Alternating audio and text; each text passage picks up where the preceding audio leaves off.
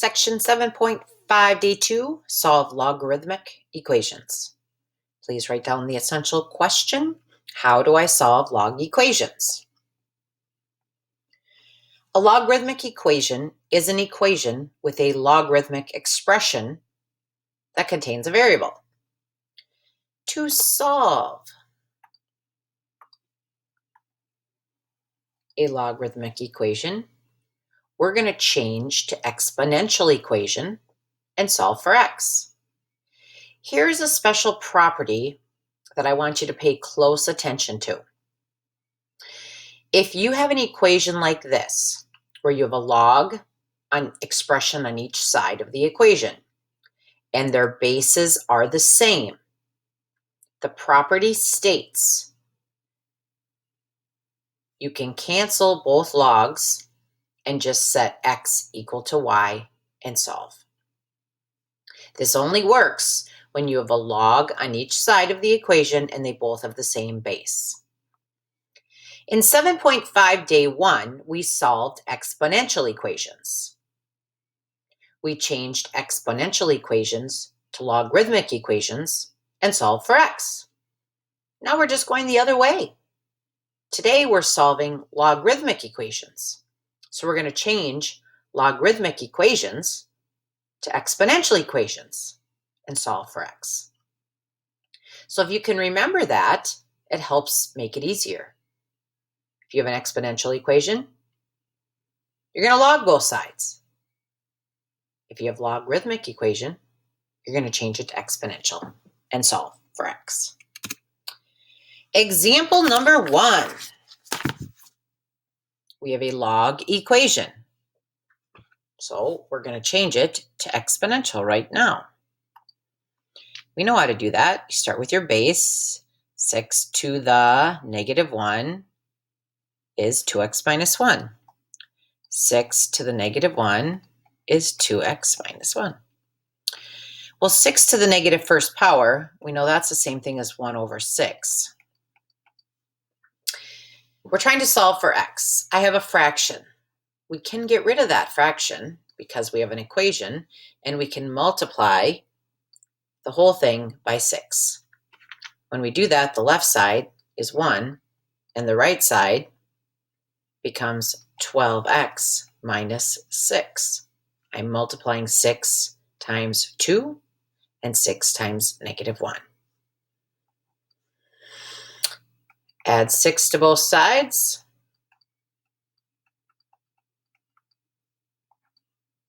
Divide by 12.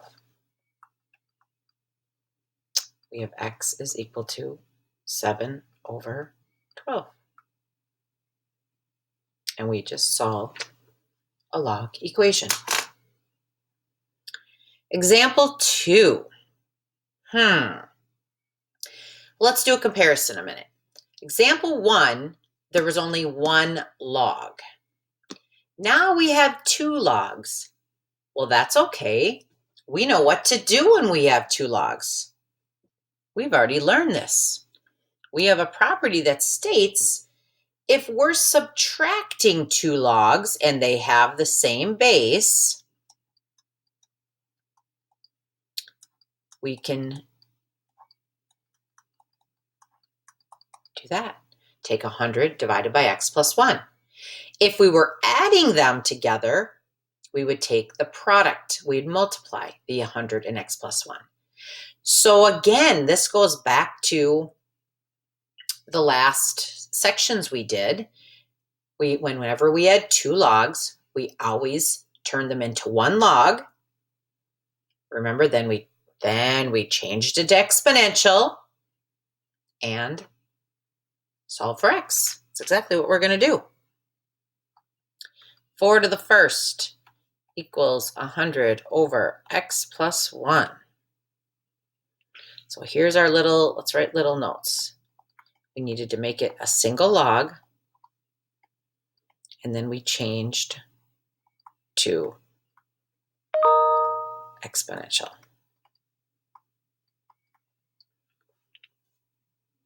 Up here, we already had a single log, so all we had to do was change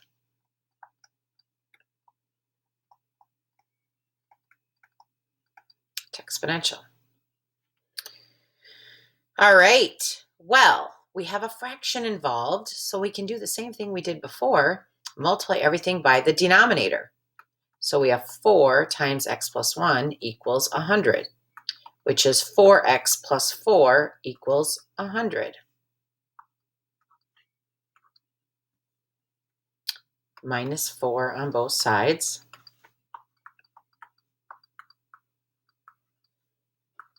Divide by 4. X is equal to 24. We solve for x. Example 3. We have a single log. So right away, we can change it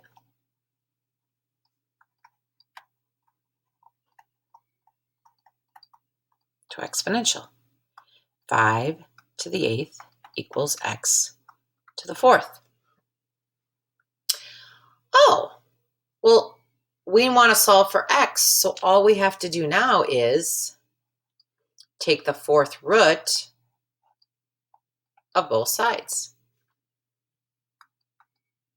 When you raise x to the 4th root, the 4's will cancel. On the other side, we will grab out our lovely calculator and we will go like this. Math. Ooh, I got to start over. Let's start again. The first thing you have to do is type in your root, which is a 4. 4. Math. If you scroll down to number 5, it sets it up for you. It throws the 4 and turns it into the 4th root. Now underneath here, we go 5 raised to 8. 25.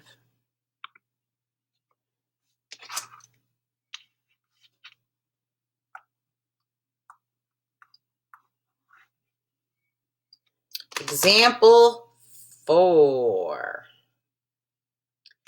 We have 2 logs. We need a single log and then change to exponential. We're adding 2 logs with the same base. So that means we're going to multiply x and x plus 1.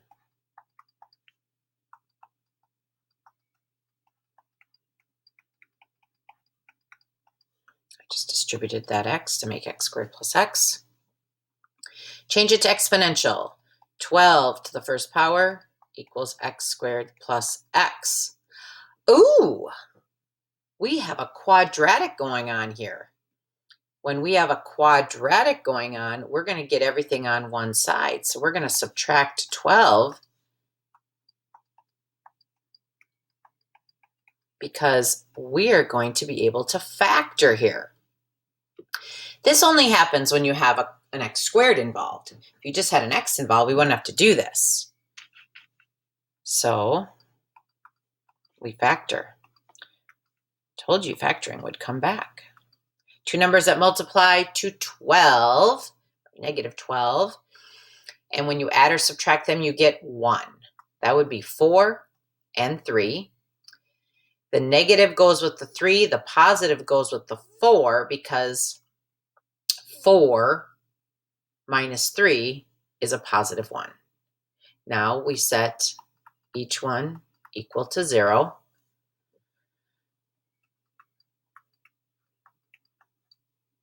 This we know how to do.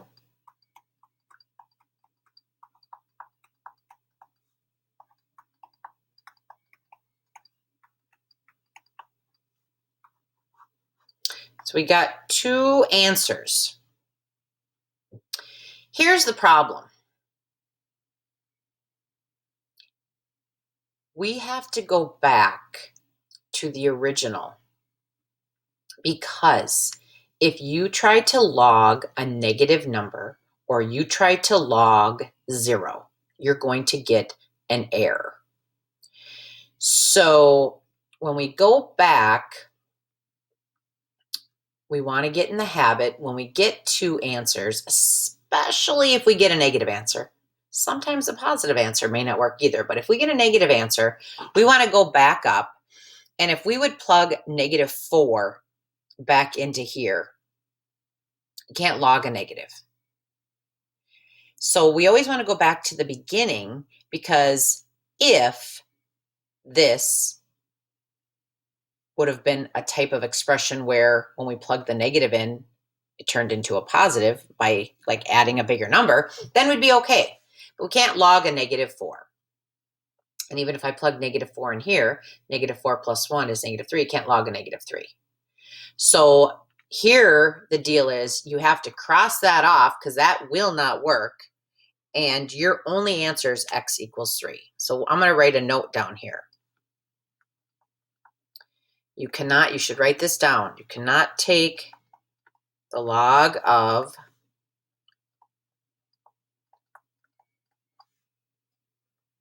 a negative number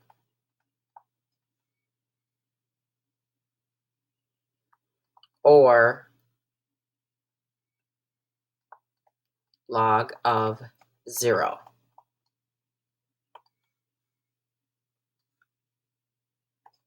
This is an error. If you type it in your calculator, it will not work. Example 5 and example 6 I'm going to do in class. Video question. Solve log x plus log 5 equals 2. Remember to turn it into a single log and then change to exponential. You're adding, so you can multiply the 5 and the x. And then you might say, oh, there's no base. Well, when there is no base listed, it's assumed to be 10. And then number 2, you're solving a log equation, change it to exponential.